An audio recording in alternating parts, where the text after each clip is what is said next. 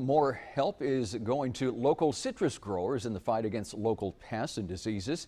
This year, Valley growers voted to pass a citrus referendum, which would allow them to get the tools and resources they need to combat several threats that their industry faces. Channel 5 Steven Saravia tells us how this may affect any citrus tree you might own. This citrus referendum will allow Valley growers to fight citrus threats alongside the USDA and the Texas Department of Agriculture. With more and more threats popping up, growers say it's getting rough to keep their businesses afloat. I think I need all the help I can get as a grower. Citrus grower Dale Merton says every time there's a new threat or quarantine zone, it places a major strain on growers. In some cases, even shutting them down. Right now, the big three quarantines are greening, canker, and the Mexican fruit fly. Merton, who is surrounded by all three, tells us he hopes this referendum is the key. The program is similar to the boll weevil eradication program for cotton growers, in that they pay a group to protect them from threats to their crops. This program will be run by local growers, something Merton is happy about. Citrus growers have always been a work together kind of a group to protect the industry.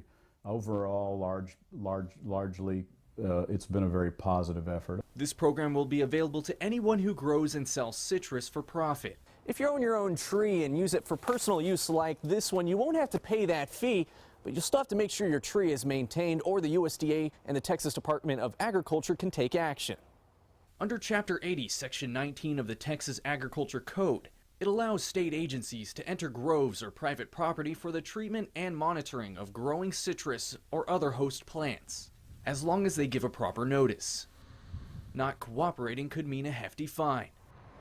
This is something we've seen before in the Valley when agencies took care of the citrus trees infested with canker at homes in Rancho Viejo last year. While the USDA and TDA are helping to fight the citrus threats, Merton says this referendum will give more focus to the growers, especially as they go through harvest.